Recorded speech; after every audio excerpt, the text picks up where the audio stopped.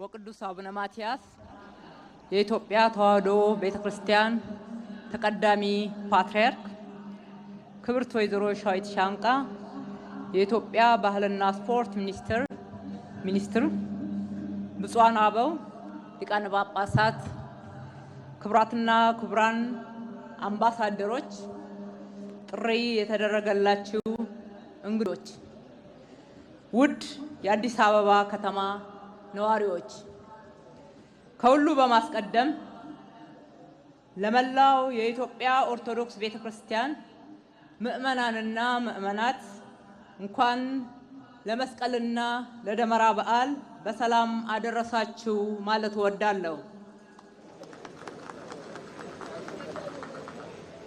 የመስቀል በዓል ሲከበር ከሁሉ በፊት የሚያስታውሰን ጌታችን ኢየሱስ ክርስቶስ ለሰው ልጆች መዳን ሲል በመስቀል ላይ የከፈለውን የፍቅር ዋጋ ነው። በኃጢአት ለጨለመው ዓለም ብርሃን የሆነበት ወደር የሌለው ፍቅር የተገለጠበት የኃይልና የጽናት ምልክት እንደሆነ ይታመናል። መስቀሉን የምንፈልገውና በመገኘቱም መታሰቢያውን የምናከብረውም ለዚሁ ነው። እንደሚታወቀው በሀገራችን የመስቀል በዓል የሚከበርበት ወቅትም የመስቀሉን እውነት የሚያሳይ ይመስላል። ይሄውም አሮጌው ዘመን በአዲስ ዘመን ከደመናና ዝናባማ ወቅት ወደ ፈካ አበባማ ወቅት፣ ክረምቱን ጨለማ ወደ ብርሃን የምንሸጋገርበት በመሆኑ ነው።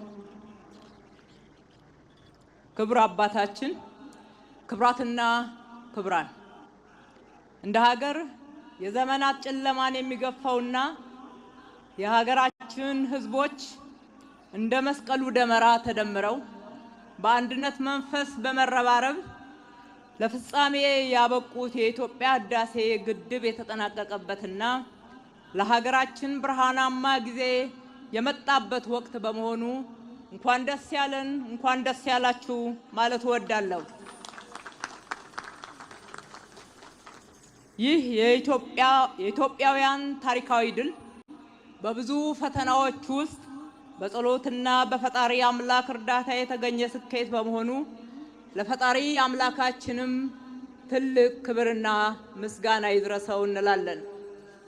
ክቡራትና ክቡራን ታዳሚዎች፣ ብፁዕ አባታችን የመስቀል ደመራ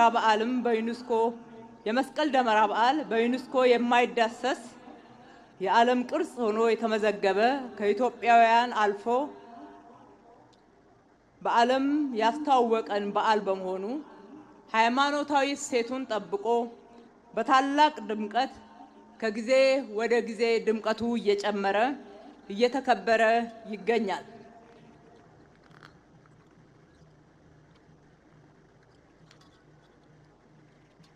ይህንን ውብና ልዩ ትዕይንት ለመመልከትም ባህር ተሻግረው በመካከላችን የተገኙ የውጭ ሀገር እንግዶችን እንኳን ወደ ቀደምት ሀገር ኢትዮጵያ የአፍሪካ መልሕቅ ወደ ሆነችው ከተማችን አዲስ አበባ በሰላም መጣችሁ ማለት እወዳለሁ።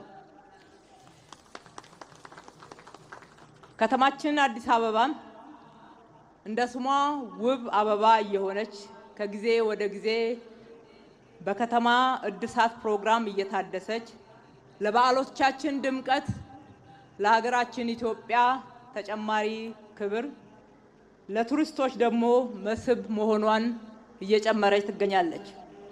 ለዚህ ማሳያ የሚሆነው ራሱ የመስቀል አደባባይ ነው። ይህ የከተማ እድሳት የጀመረው ከመስቀል አደባባይ እንደሆነ እናስታውሳለን።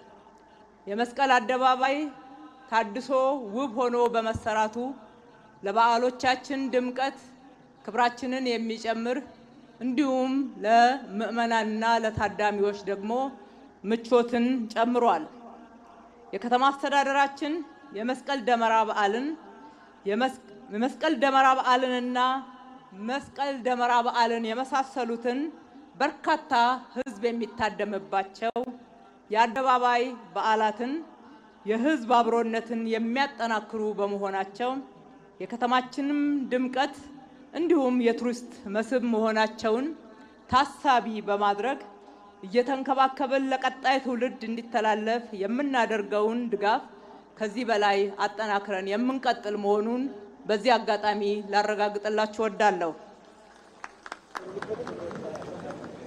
ኢትዮጵያ ከድህነት ለመላቀቅና የሀገራችንን ብልጽግና ለማረጋገጥ እያደረገችው ያለችው ጉዞ እንደ መስቀሉ ፍለጋ መንገድ መልፋት፣ መጽናት፣ እንደ ደመራው ደግሞ መደመርና በአንድነት መቆምን ይጠይቃል።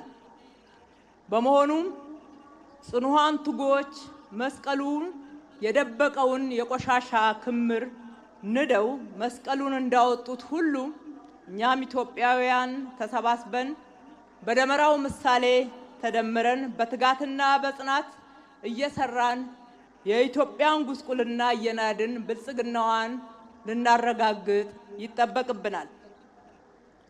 ብፁዕ ወቅዱስ አባታችን በዚህ በዓል ላይ የታደማችሁ ሁሉ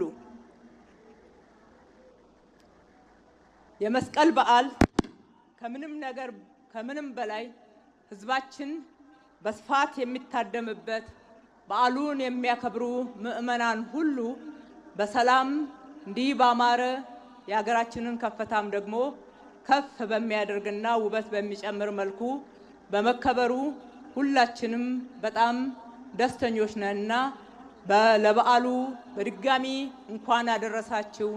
በዓሉ የሰላም፣ የፍቅር፣ የደስታ፣ የመተሳሰብ፣ የመረዳዳት እንዲሆን ከልቤ እመኛለሁ። ፈጣሪ ኢትዮጵያና ሕዝቦቿን ይባርክ። እጅግ አድርጌ አመሰግናለሁ።